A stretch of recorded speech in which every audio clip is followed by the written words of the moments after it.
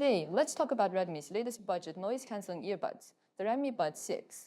The packaging is as simple as the previous generation, and here's what comes in the box. This time, the charging case has a matte finish on both the lid and the base, and they switched the logo to a gold color, which gives it a much more premium feel compared to the plasticky look of the Buds 5. Indicator light has been moved from inside the case to the front, and where the old light used to be, they've highlighted one of this generation's key features, dual dynamic drivers. Earbuds themselves are pretty large, so they might feel a bit bulky in the ears. Each earbud weighs 4.7 grams, which is about a gram lighter than the previous generation, but they're still not the best for long periods of wear. The stem is moderately sized, and wearing them while lying on your side shouldn't be a problem. Max noise reduction, 49 decibels. Average noise reduction, 25 decibels. Looking at the test data alone, it's actually pretty good for budget earbuds.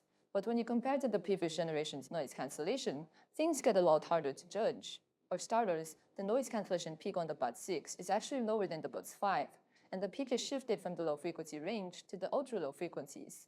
Additionally, the noise cancellation performance in the mid-range has taken a noticeable hit.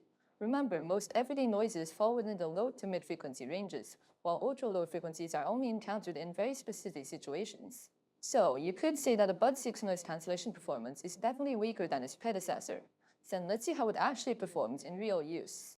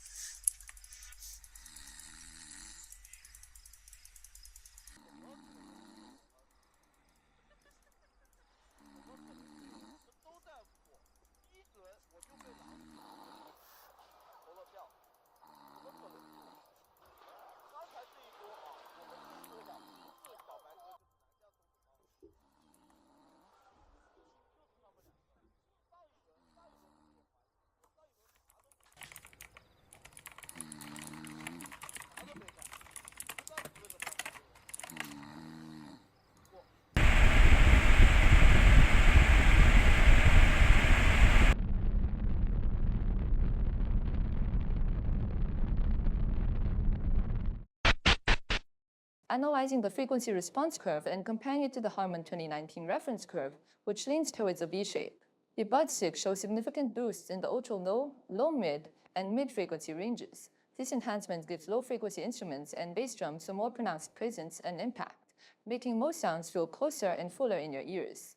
The entire high and ultra-high frequency range rolls off too quickly, resulting in a muffled and dark sound that lacks resolution. When you compare it to the previous generation, which had a solid sound profile, it's clear just how chaotic the low frequencies are. From my personal listening experience, the highs on the Buds 6 feel dull and lacking in extension. With poor resolution and blurry imaging, different instruments tend to blend together completely. The mid-range is close to the ears but lacks density, resulting in very diffuse imaging. There's almost no sibilance or breathiness, which prevents it from sounding harsh. The low frequencies have a huge presence, but the quality is poor, resembling the overwhelming bass echo of a karaoke setup. Just a hint of low end in a song can make everything sound muddy and dirty. The horizontal soundstage is minimal, and there's no vertical soundstage at all.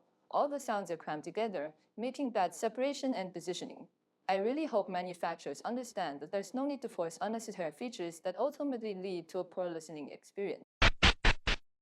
On the VIVO X100 Pro, In standard mode with AAC, the latency is 277 milliseconds. On the OPPO Find N2, in standard mode with AAC, the latency jumps to 220 milliseconds. Just like the previous generation, it still doesn't support low latency modes on non-Redmi devices, and the delay is off the charts. The audio and video are noticeably out of sync, so if you're into gaming, it's not a good choice. The only two upgrades in this generation are the model name changing from 5 to 6, and the driver count going from 1 to 2. My advice, grab the Buds 5 while they're still available and on discount before they go out of stock. Pros: decent noise cancellation, slightly improved battery life. Cons: extremely high latency, worse noise cancelling sound quality than the previous generation.